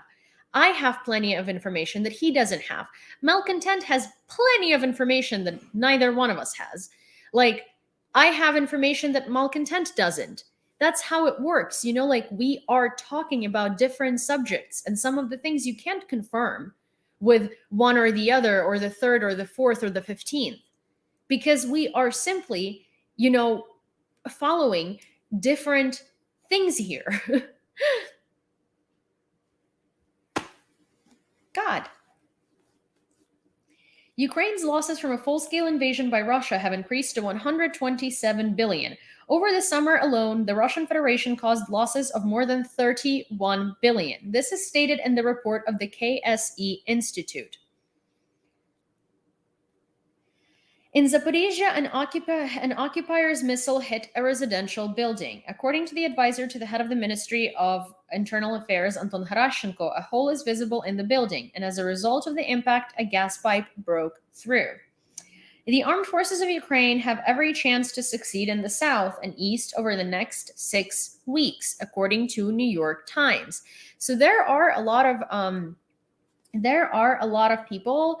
There are analysts in the New York Times that wrote this whole article that's called "U.S. Sees Opportunity for Ukraine to Capitalize on Russian Weakness."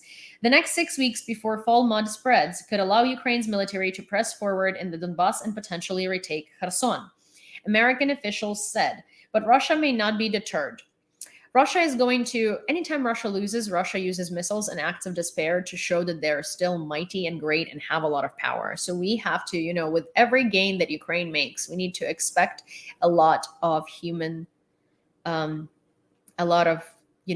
catastrophes, because Russia is going to retaliate, and they're going to destroy everything they see in their retaliation. And that's the unfortunate side of this fight for freedom.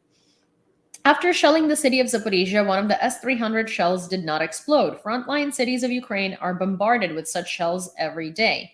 I also do want to say again, like Forrest, I'm sorry if you felt like I was lecturing you or I was like malicious towards you. I was not. I know that you, I know you're here all the time. I really appreciate you. Thank you very much for being here every day and most of the days. It's just that I personally, I don't know, it hurts me when someone comes on and is like, oh, another creator is live, because it seems like you're suggesting that people should like go to their stream instead, you know. Ukraine should no longer have problems servicing Starlink terminals, says Politico. According to the publication, the head of the Ministry of Defense of Ukraine, Oleksiy Reznikov, Kyiv directly contacted Elon Musk to find a way out of the situation that arose with the payment of terminals. British intelligence claims that the Belarusian army is not capable of conducting complex operations, so Ukraine is not in danger from it. And Alexander Lukashenko's statements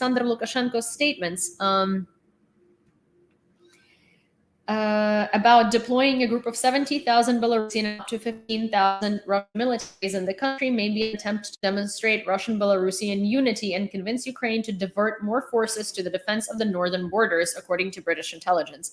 I'm going to say my dad is really, really incredibly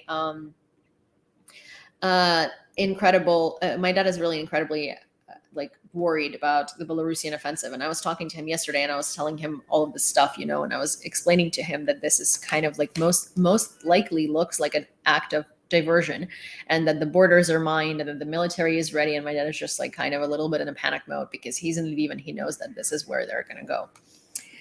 Ukraine is ready for any scenario at Kakhovska HPP, according to Oleksiy Danilov. According to the Secretary of the National Security and Defense Council, if the dam breaks, it will not be possible to restore the water supply to Crimea within 5 to 7 years. He added that the action plan in case of a possible undermining of the Kakhovka dam will be considered at the next meeting of the headquarters of the Commander-in-Chief. The armed forces of Ukraine confirmed the strikes on the Antonievsky Bridge and reported on the attempts of the occupiers to accuse Ukraine of shelling civilians. According to the head of the press center of the Southern Defense Forces, Natalia Homonyuk, The occupiers could change into civilian clothes in order to photograph the shelling of civilians. They are trying to hide their involvement in the military and create a picture of what is happening with the shelling of civilians, but it's not like that, Humanyuk said. Recall that the shelling occurred after 22:00, which is 10 p.m., and at that time a curfew was introduced in the occupied territories, and the crossing near the bridge is open until 20:00, which is 8 p.m. Erdogan plans to speak with Zelensky and Putin again. The Turkish president told reporters that during the last conversation, Putin became much softer and more frank about the negotiations so that the parties could discuss the topic of negotiation process. Thank you, Kay. I don't understand why Erdogan is still talking to Putin about negotiations when Zelensky said that he's not going to be negotiating with him. Like we said, that we're not going to be negotiating with terrorists. So it's kind of ridiculous to me that Erdogan keeps pushing this narrative of negotiations, which we have declined to have. It is now a decree that we are not going to be negotiating with the terrorist that is Putin's regime. Why are you still trying to negotiate on our behalf? In 2 weeks, Ukrainian air defense shot down 85% of kamikaze drones launched by the Russian Federation. It's over 220 kamikaze drones. Due to limited ability to produce and import key resources for the war against Ukraine, Russia is exploring the possibility of making agreements with North Korea. This was reported by the US State Department. The Russians mined the Kakhovska hydroelectric power station back in April and are now mining locks and supports. In addition, 2 military tented Kamaz vehicles without drivers were installed on the dam. Both vehicles are fully loaded with boxes of explosives. If the invaders blow up the dam, the scale of the disaster will go far beyond the borders of Ukraine, thank you, and affect the entire Black Sea region. Poland and Great Britain signed a memorandum on support of Ukraine. The Polish Foreign Ministry reported, according to the document, the United Kingdom will transfer 10 million pounds sterling, over $11 million, to the Polish organization Solidarity Fund PL, which will go to help Ukrainian refugees. 4 patrol police inspectors were wounded during the Russian shelling of Zaporizhia on Friday morning. The inspectors were just finishing their shift when an S-300 rocket hit near their car. The Hensoldt company, Germany, handed over the first multifunctional TRML-4D radar to Ukraine. The station is part of the IRIS-T complex. Dictator Alexander Lukashenko denies that covert mobilization is taking place in Belarus. Also, he says he's not preparing for war. I mean, of course, if you see the video of those Belarusian clowns dancing samba in military uniforms and showing pseudo karate tricks with like torches in the background and like some red and green smoke in the air, like it is a circus. So yeah, of course, you're not preparing with the war. We see that because I mean it's ridiculous and laughable, but pay no attention to this howling. We are not going anywhere today. There is no war for today. Everyone should do their own thing if we want there to be no war, he said.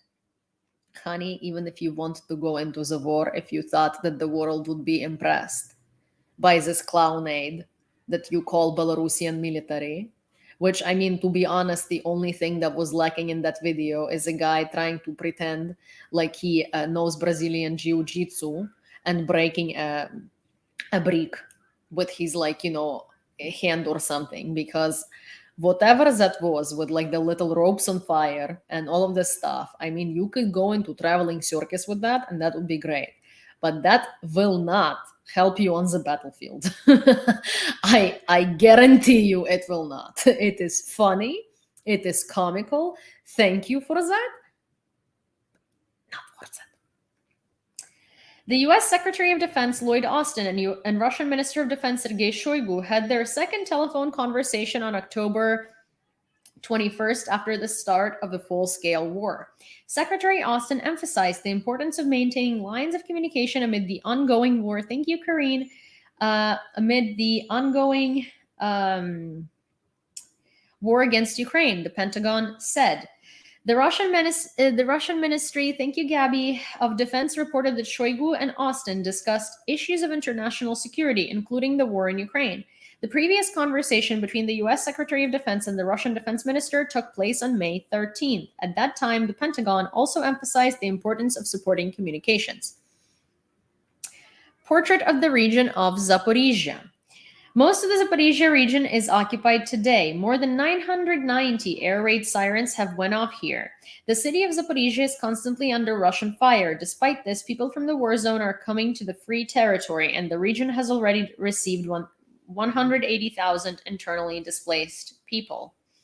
991 air raids announced. 32 days, 20 hours, and 8 minutes total number of air raid sirens.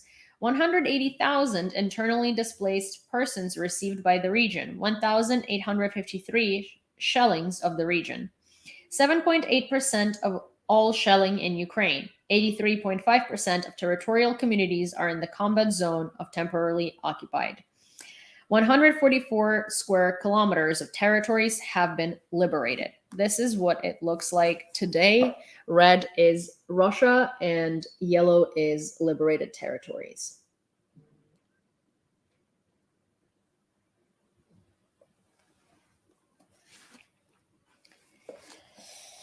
Ukraine asks the UN and the EU to send observers to the Kakhovka hydroelectric power plant. According to the Prime Minister of Ukraine, the Ukrainian authorities are observing the preparation of Russians for a terrorist attack on the territory of the Kherson region. Therefore, he asked the UN and the EU to send observers to the Kakhovka HPP. Also, residents of the temporarily occupied Kherson region are asked immediately to leave the non-occupied territories of Ukraine. I think that it's incredibly important, and I think that we should really lobby for our lawmakers to push to send those observers to the Kakhovka NPP. Hi, Mike. Good to see you. 253 out of 580 253 out of 580 energy infrastructure facilities damaged by Russian strikes have been restored in Ukraine. Latvia complicates the conditions for granting asylum and residence permits to Russians. Minister of Foreign Affairs of Latvia, Edgars Rinkevics. Russia intends to remove almost 1.8 million tons of grain from the occupied territories of Ukraine in 2022, which will allow it to earn about 600 million. Also, Grumpy and Mods on YouTube. Mike is the journalist who wants to do a graphic novel story about Torque's experience. The armed forces of Ukraine liberated 88 settlements in the Kherson region. Operational Command South reports a complex of stabilization measures has already been carried out in the villages of Novodmitrivka, Kostyrka, Cherashneva, Novomykolaivka, Novopetrivka, Blakitne. Hi, Melissa. 10 Iranian instructors who were advising the Russians on kamikaze drones died in Ukraine, the Jerusalem Post reports. So the Iranian instructors that came to, the Iranian Islamic regime instructors that came to teach Russians how to use kamikaze drones on Ukrainian soil have died there. Tragically passed away. The European Bank for Reconstruction and Development will invest up to $3 billion in Ukraine in 2022-2023. Odile Renard-Bassot, president of the EBRD. Great Britain, Germany, and France called on the UN to investigate Iran's drone supplies to the Russian Federation, Reuters reports. As a result of strikes since October 10th, the Russian Federation has caused billions of dollars in damage to Ukraine, head of the Ministry of Energy. All bodies of the occupation authorities in temporarily occupied Borislav, Kherson region have ceased their activities. At the same time, collaborators who cooperated with the Russian occupiers continue to leave the city. They are leaving with their families and property. The EU has said it would continue to increase all forms of aid to Ukraine. President of the European Council, Charles Michel. Belarus and Iran should immediately stop aid to Russia. Resolution of the European Council. The European Council calls on the Belarusian authorities to stop enabling the Russian war of aggression by permitting Russian armed forces to use Belarusian territory and by providing support to the Russian military. Well, here's the thing. I'm not even going to I'm not even going to continue with this because Belarus is basically Russia's playground. It is now one of Russia's oblasts, and Lukashenko has willingly surrendered Belarus to Russia. So Russia will continue using Belarus, and no one is going to say anything because they don't mind it. They actually want it to be that way. Lukashenko fully depends on Putin. Also, these are the videos of Russia relocating Kherson residents as Ukraine presses on the counteroffensive, and I'm going to show it to you. It's from Kyiv Independent, and these are some very interesting shots. I'm going to play it over here, and I'm also going to show it to you here. Just give me 1 second while it uploads. I can send it to myself. Also, just a gentle reminder, if you haven't watched the Aiden Aslan's interview yet, please make sure you do. It's great. He says very interesting stuff, and I also think that it's a very interesting perspective coming from someone who actually used to believe Russian propaganda and then found out that it was propaganda and decided to go and serve in Ukraine to help Ukrainian people restore our territories and to fight for freedom with us, both on the information front and on the physical battlefield. So I think that that's a very, very amazing thing that he has done, and I think it's a great. It's kind of like a great. He's a great source of information, and he's a great source of food for thought for that. And he had a lot of very interesting things to say. Okay, so.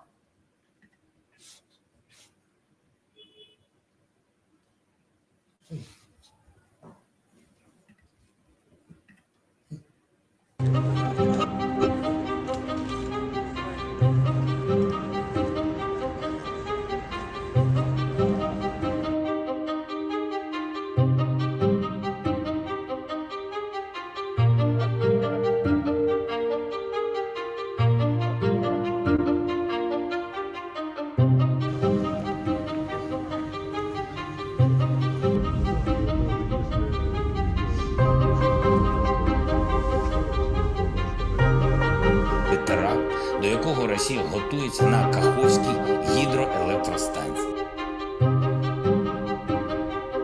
Ми маємо інформацію, що російські терористи замінували дамбу.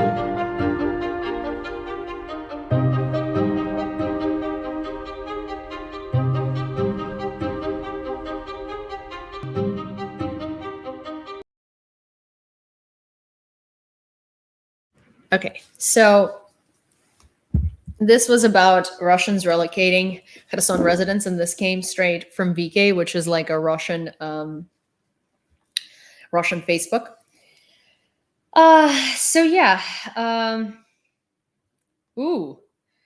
So according to CNN, multiple foreign nationals, companies charged in alleged schemes to send military technology to Russia and capitalize on it. The U.S. Department of Justice announced charges on October 19th against nearly a dozen individuals and several corporate entities for participating in unlawful schemes to export powerful civil military dual-use technologies to Russia, some of which have been recovered on battlefields in Ukraine. Oh, привіт! Привіт! Добре. How are you? Russia has sent up to 2,000 new recruits to Kherson. Explosions were reported in Kharkiv. 6 people already injured after Russia's strike in Kharkiv. Russia's attack kills 2 in Donetsk, injures 3 in Zaporizhia. Belarus bluffed to make Ukraine divert its forces to guard northern border, says UK intelligence. U.S. State Department says that Russia is exploring supply arrangements with North Korea. Ukrainian military confirms it hit Antonievsky Bridge near Kherson. Lithuania's president says Belarus fully participates in Russia's war against Ukraine.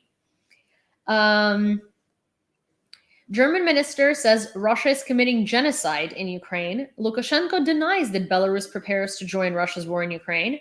And then Azovstal defender meets her daughter after returning home from Russian captivity.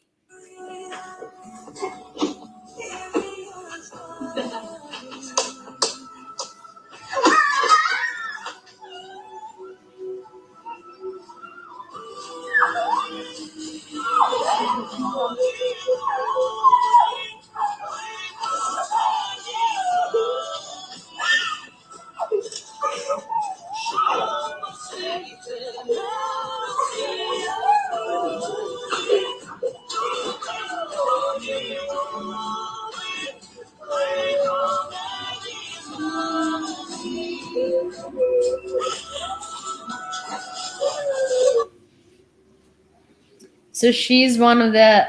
This touching video shows Azovstal defender Zoriana Rapetska reuniting with her family after spending over 5 months in Russian captivity. Rapetska was among the 215 prisoners of war released under a major prisoner swap with Russia on September 21st. Hello, dog. What are you doing? Russian defense minister speaks out about war against Ukraine. According to a statement by the Pentagon, U.S. Secretary of Defense Lloyd Austin stressed the importance of maintaining lines of communication amid the ongoing war against Ukraine during his call with Russian Defense Minister Sergei Shoigu. Industrial enterprise on fire in Belgorod Oblast, Russia. Belarus provides Russia with 24 more tanks. Giorgia Meloni named as Italian PM amid speculations about her cabinet's stance on Russia. Meloni, head of the Nationalist Brothers of Italy party and the country's first female prime minister, presented her list of ministers after meeting President Sergio Mattarella. Meloni's right-wing coalition won the September 25th legislative election in Italy. She was in favor of better relations with Russia and praised Russian dictator Vladimir Putin before he launched the full-scale invasion of Ukraine on February 24th. But later, she changed her stance and said in September that she fully supported the cause of the freedom of Ukrainian people. One of Meloni's coalition partners, ex-Prime Minister Silvio Berlusconi, is a longtime friend of Putin who said earlier in October that he had restored his relations with the dictator. Another coalition partner, Matteo Salvini, previously praised Putin but later condemned the Russian invasion. I don't understand how Berlusconi is allowed back in the Italian government. I mean, I do, but Berlusconi particularly, like, come on, guys, you hated the man. And you hated him for a reason. Why? Why are you doing this to yourself? Russia damaged more than 400 facilities in 16 Ukrainian regions from October 10th until October 20th. Reuters says UK friends Germany urged the UN to investigate Russia's use of Iranian-made drones.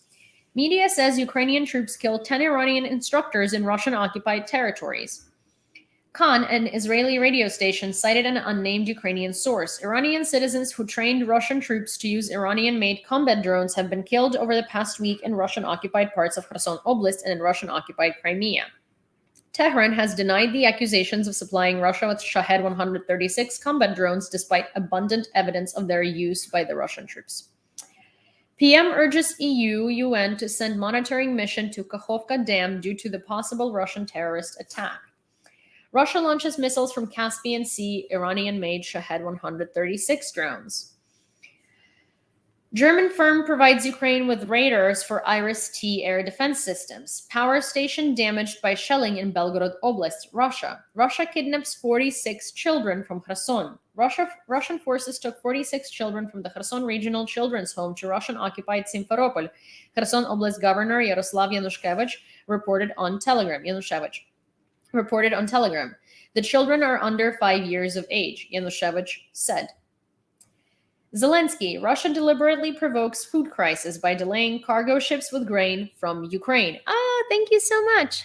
This is a Cine owl. Everything is a Cine lookalike. Cine, hey. Hey, treats? Treats? Treats? Oh, you got here so fast. 1 second, guys. I promised a treat. I have to give a treat. And I ran out of information for today, so I'm going to give you a tiny one because I've been giving you so many treats recently because I need to do all these like little ear procedures to you. Come here. Hello. Wait. Come on. Okay. Oh my God. Look at this creature. Come here. Creature. Oh, wait, creature. Hello. Oh my gosh. Creature, do not yank me with your ears. Do not yank me with your little bulldog baseball head. What are you doing? What are you doing? What are you? Okay. Oh my God. Okay. Well, I think this is our time to clean Cine's ears because clearly it is. So I will see you guys later. And Cine. Hey, stop it, babe. Stop it. We're gonna do the ear cleaning process right now. I know. Okay. Okay, guys, I'm gonna go and clean Cindy's ears because she clearly needs that. Apple cider vinegar has been our best friend, and I shall talk to you guys tomorrow. And don't forget to watch Aiden's interview. Don't forget to follow me on Twitter because that's where I stay outside of live hours. And if you'd like to support my reporting, please join my Patreon. It's Spy News Network INTL, which stands for international, and it's in my link in bio on all of the vertical platforms and in about section and all of the horizontal ones. So, oh my gosh, wow. Thank you, Jen. That was so cool. Okay,